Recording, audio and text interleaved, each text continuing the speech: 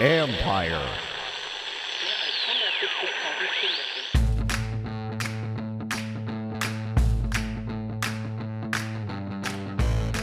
Hello and welcome to my podcast. Do me a favor, subscribe to the John Keim Report wherever you get your podcast. You're watching on YouTube, hit that like button, hit that subscribe button. You can find us there as part of Empire Media, A-M-P-I-R-E. Always much appreciated when you tune in. Don't forget, you can read my work on ESPN.com. I will be doing another live stream on Tuesday at 2 p.m. Eastern time. I know it's a tough time to do that, but I want to do that after practice.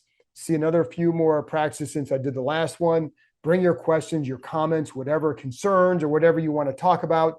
But again, and at some point in the future, I will be doing some live streams later in the day for people who can join later. So I appreciate all of you who are maybe taking a break at work or maybe who are taking a day off. So if you're doing that, join me for the live stream. And if you're not able to do that, then check back around 3 o'clock because it'll be up on the Empire site, and you can check it out there. So there you go. Now, in a few minutes, I'll be joined by corner Benjamin St Juste. This was an audio interview, and I know some people are going to ask, I want to see the video. I get it. But I've always found that, especially with some of these interviews, the best way to do it is with my phone, just as a recorder. Some situations you can do it otherwise. The conversations are better when it's just like this. So I feel like I get better answers, which makes it better for you. When I can do video, I do video, but sometimes it's just better to do it this way. It's more conducive to a better interview, which is all I want. Anyways, I wanted to bring St. Juste on because of the changes in the secondary with the scheme, with the coaching, with all of that, and kind of let him explain what's going on. Now, you heard when Craig Hoffman was on the podcast a week or so ago, we talked a little bit about this. But I think St. Juste was really good explaining some of the differences, why they feel confident that this year will be better for them in the secondary. And I think we've already seen some of that.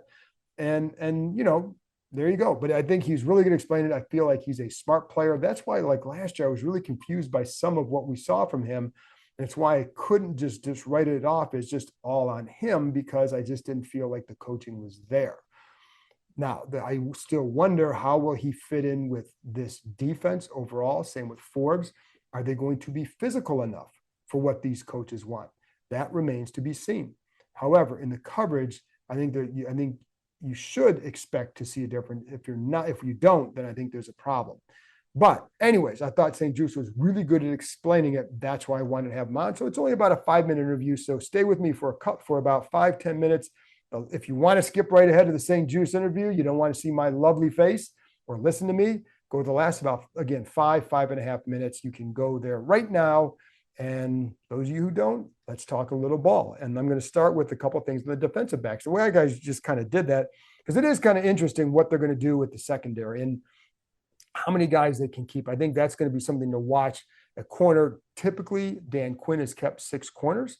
And I think he did that all the time in Atlanta. I think that was the case even in Seattle. I think that was the case in Dallas. It was almost, right, I have my math right, I think it was always at least 6. Sometimes Dallas did some funky things because you get to the final 50, you get down to the 53, then you remaneuver the roster and set it a few days later for good for that first game. So, but there was usually at least that. So if you do that, you still like a corner, still like Forbes, St. Juste, Noah Igbegeni, Mike Davis, and then Mike Samerstill, who has been impressive. And beyond that, I think it's a battle. James Pierre is a guy who could flash up there. Tariq Castlefield has had his moments where he's been called for a few penalties. I mean, most of those guys have, but so there's a little bit of a battle at the back end there. And then it depends on safety. I think that's going to be really interesting because you have Quan Martin, and then Jeremy Chin. Percy Butler's been working as a third safety, Dominic Hampton, and then you have Derek Force, what do you do there? And Jeremy Reeves. So can you keep 5 or 6? Typically I would say 5, but we'll see how they do the math. Anyways, that's going to be something to watch. But I think one thing that's really stood out, all that other stuff, and coaches always say, that stuff always works itself out, whether it's injuries, people play themselves in or out of a job. So we'll see all that. But one of the things that's been dramatically better has been the communication. And it's funny because I think Dan Quinn said this the other day, that you can hear a good defense, right? Because when you're hearing them talk and communicate out there, that's when you know that they're in a groove. And I think you're seeing so much more of that than you did last year. And it's for a variety of reasons. I mean, shoot, last year, you had a linebacker who came in he was learning the defense. Can't call the defense. You had Jamin Davis, that's not his strength, right? You know, Cole Holcomb, when he was here, could do some of that, like what Bobby Wagner does, but it was he was kind of, helping others and all that. And he couldn't play fast because there was so much he had to worry about or whatever. But overall, as a group, it was not a talkative group. And, a couple of years ago, I felt like it was better with Bobby McCain. I felt like they did pretty well with that. And I think Chris Harris, the defensive backs coach, emphasized that quite a bit. Did not feel it was emphasized last year. You also lost you didn't have the right mix, I think, if you want to communicate well, get some guys who are strong communicators. And that's something they didn't really have. And I know some of those guys in the defensive line had wanted the guy like Wagner behind them for a while because that's what he does. But it's not just him, it's a secondary as well. And when you, like last year, you would see, the lack of communication, we saw the result, but I do feel like you hear them so much more because it's such a big emphasis. It wasn't just hey, you guys got to communicate more. There's an emphasis on doing that. These coaches want to hear these guys talking all the time. And I'm just telling you, it was not like you'd want them to communicate, you'd want them to do this, but it wasn't emphasized the way it is now. And I think, you want a team that plays fast. Communication's got to be a part of it. And the communication comes from knowing what you're seeing, being on that quote unquote same page, et cetera, et cetera, et cetera. So I think you hear that a lot more. And I will credit Wagner a lot for that, but it's not just him. I think, guys I think Quan Martin is a smart player. I think Sam Listill is going to be that kind of a guy. I think Jeremy Chin, veteran back there. So I think there's a few guys that are going to help in that area, and then it just filters down. But it is an emphasis because if they're not hearing you, they're going to make a point to make sure they do, or you're done, right? Because that means you don't know what you're doing. Anyway, so on Sunday they also cut cornerback Christian Holmes, another former draft pick under the Ron Rivera regime that was released this week because they released Dax Milne the other day. 33 picks in that regime, 19 are left. Of that 19, there's only a handful of guys that you say for sure will be on this roster. And you look at Quan Martin, John Bates, Brian Robinson, Sam Cosmi, Jahan Dotson would be another one. Let's see, then Emmanuel Forbes would be on there, and I would put Benjamin St Juste on there. I think Percy Butler makes it. Again, he's been working as a third safety, and he's a good special teams player, so he hasn't. Right now, you'd put him on, right? And so it could come down between he and Forrest, so you get one of those two guys. But right now, Butler has been consistently working ahead of Forrest back there. That's, again, coaches like speed, and they like his special teams ability. Beyond that, a lot of questions, man. I think De'Ami Brown, will be on there for a couple of reasons. One, the deep speed. You want speed. Coaches always want speed. And in this offense and with this quarterback, you're gonna kind of treasure that a little bit more. But I also think there's some special teams ability that he brings. He can play multiple spots, and they're not exactly deep there. Now, would it be shocking? No, but I would still right now I would have him on. And again, beyond that, just a lot of questions. Is Jamin Davis? Question mark. We haven't seen enough of him at defensive end as an edge rusher on third down. Can he really help there? Has he shown that he can help there? Well, the answer is it looks like he's got a ways to go. That's what I would say. So in fairness to him, it's a new thing still. We're only talking about 9 practices and just a handful of padded ones.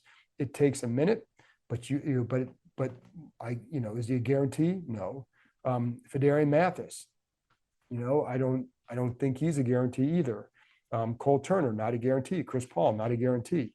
Now, do I think some of those guys will be on here? Yeah, probably, because in some of those areas they're not as deep. Or Turner would be a third tight end if they don't take one of the guys and put someone like Yankoff on the practice squad or Armani Rogers on the practice squad, something like that. So, but is he a lock? No, for sure not. Chris Paul, I think it's possible, but is he a lock? No, no.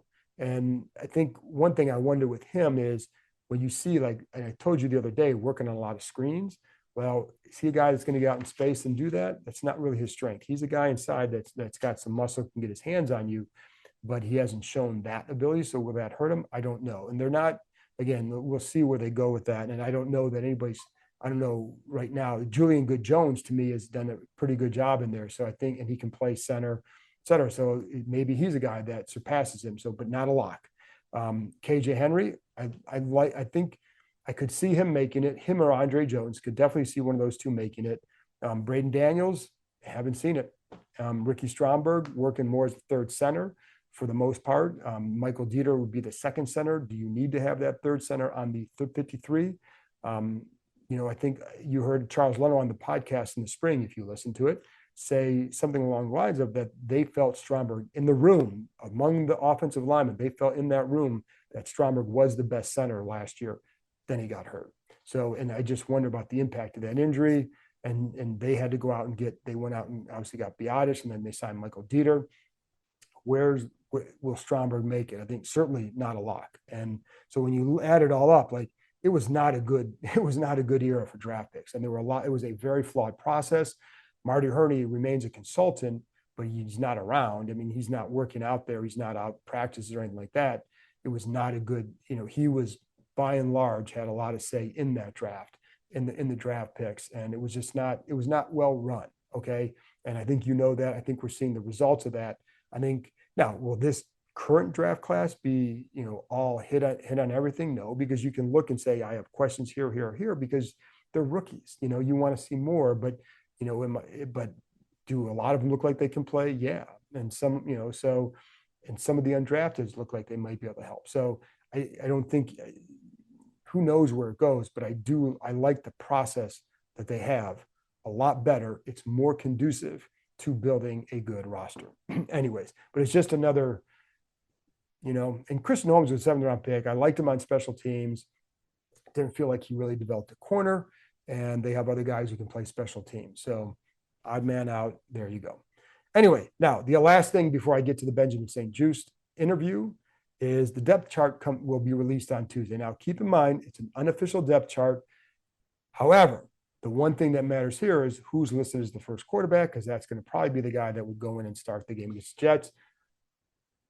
Based on practice, it has to be number 5. I mean, he's been the guy going out there in the first 11-on-11 situations, he's the guy going out there first. Listen, we know the deal here, folks. And I know some people have posted some messages on the YouTube, but I'm with you. I would not put him in there with the second offensive line against the Jets. I would definitely want him with the starters, play him for a couple series, get him out, really get some good work on Thursday in that joint practice session. So, but that's the one thing you're going to look for is who do they put first at quarterback? And then left tackle will be the other one. Brandon Coleman has been the first guy out there most of the time lately.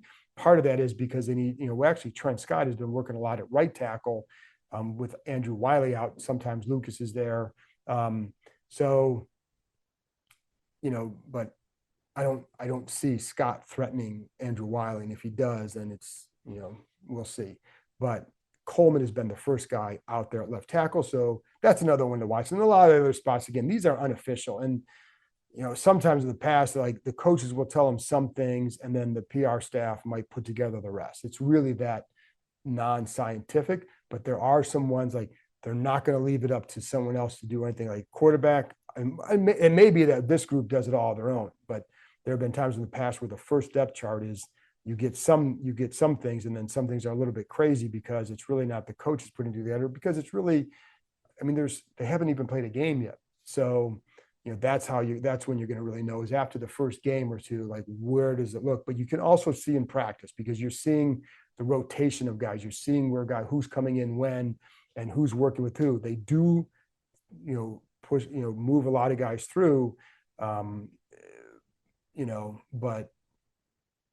you can start to usually tell. So anyways, but the quarterbacks we're going to pay attention to, because I'm assuming it would be Jaden Daniels. And if not, it would be a little bit surprising, but we'll talk to Dan Quinn on Tuesday morning about it before practice. And again, I'll be back after practice with another report with a live stream practice report. And then if you can't watch it live, then go ahead, 3:00, it'll be on the site. You can watch it then. There you go. Stay tuned for the Benjamin St Juste interview. For the entire month of August, the Adventure Park at Sandy Spring is offering multiple ways to save on climbing and zip lining and 50% off axe throwing. There are only a few Sundays left without football, so it's time to get that last summer adventure on the schedule. There's no better place to spend the last few days and nights of the summer with friends and family. Don't just take our word for it. The Adventure Park at Sandy Spring was named the #1 aerial adventure park in North America by USA Today. Anytime you're thinking about reaching new heights, make sure you know before you go. The Adventure Park at Sandy Spring is the only ACCT accredited park in Maryland or Virginia. So there you have it, folks. For the rest of the summer, you can get the best climbing, zip lining, and axe throwing in the country, up to 50% off right here in the DMV. Reserve your adventure today at www.theadventurepark.com/Kime. For you, like watching you guys out there, and Jeremy Reeves was saying this, Quan has said this, like that you guys are that you're able to play with more of a freedom this year. Yeah. What does that mean? Like what does freedom mean to a defensive back? Freedom to me this year comes from the flow of information between us and the coaches, okay. You know, like all being on the same page, like from the little things to all the big things. Like, you know, when I go out there on the field, my set of task of responsibility is clear and concise on what I need to do on this specific play. This is what we need you to guard, and this is what you need to stop. If they do something else, then so be it. That's the weakness of the defense. Previous years, there was a lot of gray areas where if this happened, we're going to do this, if this and that and the third. And then now you're starting to put a lot of information and thought into a player's mind where it's a game of it's very quick and fast and all details. You don't have time to think about a million things. So now it's very concise this year, so that's why guys can go out there and play free. Do you notice yourself already playing faster because of 100%. that? 100%. Are there plays where you know, like, what's a play that you've made out there? It's like, that's because of the freedom I have. I see the formation. I see, and I'm starting to read the quarterback. I'm starting to be more patient because I acquired enough knowledge throughout the years, and now I kind of know this is the only routes that they can run. So I don't have to stress about a certain route because that's the only two routes that they can run from this specific formation based upon the film study and what the coaches told me. So now I kind of reduce my amount of stress of what I need to guard, because if I look out there and I'm like, let's say, for example, there's three receivers to one side with Brian Robinson, the running back, on the other side, and just a receiver on one side. I know he's probably going to run either a slant or he's going to run a double move or a fade based upon if I'm press or off. But all that stuff is like analyzing super quick now because everything is like, you know, very concise on like what the coaches asked me to do. So now I got two routes to guard. And it's funny because last year you talked about that. There were times like, well, we know that you guys are smart players. Yeah. And then there's a big gap of something, and that's from that gray area. Those big plays. Is that what that happens with that gray area? Yeah, because what happened is that if the what if is not tackled in the meeting room, it's not addressed, then when we get on the field, you don't have enough time to think about what if he runs on the outside and we just plan on working on him breaking on the inside. If we're telling you that in this formation he's going to break on the right side and he breaks on the left side, but didn't tell you like what's the plan on if you do that, then you don't have time to process all that information. That's what happened, that we're like, oh shit, and then it leads to a big play. So for you, and I'm watching the other thing too, I'm watching some of the drills. Like you guys they seem to be very big where you need to have your eyes on certain mirroring and all that. Is that different? I mean, I know that every coach is going to teach certain techniques, but what you're doing this year, the details with where to have your eyes, etc., is that different? 100%. I feel like, so we always worked on these techniques that you see right there. It's nothing new. All these other coaches in the past worked on that. Sure. But like you mentioned, now we're working on the details. Because everything, especially out of position, everything's on the details. Where your hands need to be, how many steps you need to take. What if he leans this way and come back this way? All the details are being tackled instead of just being, let's go out there and work this drill. And there's no explanation behind it. You know? Really? Now we're working on all these small details that's going to take us to the next level. And it's funny because I'm watching you. You've had a couple routes against Terry where like the mirroring. I think this was like a couple days ago. But he has a route where he tries to take you inside. You're mirroring him. Then he stem inside, cut outside. You're right there. Take the pass away. And I don't know if you remember that play, but like, is that an example? Like, because you didn't get. There's no fooled movement or anything like that. I know where my help is at. The play is simple. I know my help is inside. I don't need to stress and go out there and chase him on the inside. If he cuts back outside, I'm there for him. And if he's inside, then Jeremy Chin is there. So now there's no more what if he runs this, whatever. I'm gonna just mirror him, like you said, and wait for him to come back outside. How tough was it for you last year? Because you're saying all this, and you had been in a good progression, and you were put in situations, and for whatever reason, that didn't go your way as a defensive back group. But for you, how did you assess your year last year, and what are you hoping to show now? Honestly, I don't think I need to change much about what I did last year. I think collectively as a defense, because of how good we're gonna be this year, it's just gonna elevate my game naturally, But now maybe I won't need to be everywhere at once. I can just handle my part of the job, and the front seven is gonna handle their part of the job, and the quarterbacks are gonna be in distress. They're gonna be running around, balls in the air. We can go and get it. Everything's gonna work all together. That my game is just going to elevate to a certain point. You can tell that already just from what they're teaching you guys, that you feel like that's how it's going to fall. We're all going to be linked together, from the D-line linebackers to DBs. Everybody's going to be doing their job because, we can't have one group, falling apart and then the other group is going to be falling apart. But, for me specifically this year, we're going for the pitch, I had 17 PBUs last year. That's good. Let's go out there and put two hands on the ball, and that's something that our DC Witt is really emphasizing. Go out there and get the ball, put two hands on. Good for a contract year. Exactly. You got to get those interceptions. All right, man. Thanks a lot. Appreciate it. Thanks as always for tuning in. I'll talk to you next time. Hey, it's Bram Weinstein here, voice of the Commanders, and of course, frequent guest of this podcast, the John Keim Report. I wanted to let you all know that my show, which airs at 11 a.m. to 12 p.m. on ESPN 630, is now exclusively produced by Empire Media, my company, and is going to be distributed through our network. So I'm asking you, please, if you subscribe to this show and love this show, give mine a try as well. Subscribe to the Bram Weinstein Show wherever you get your podcasts, and many of the shows and many of the elements that are in the show will be available on the Empire Media YouTube channel. We're going to talk a ton of Commanders and other DC sports. Check it out. If your job at a healthcare facility includes disinfecting against viruses, you know prevention is the best medicine. And maintaining healthy spaces starts with a healthy cleaning routine. Grainger's world-class supply chain helps ensure you have the quality products you need when you need them. From disinfectants and cleaning supplies to personal protective equipment, so you can help deliver a clean bill of health. Call 1-800-GRAINGER, click Grainger.com, or just stop by. Grainger, for the ones who get it done.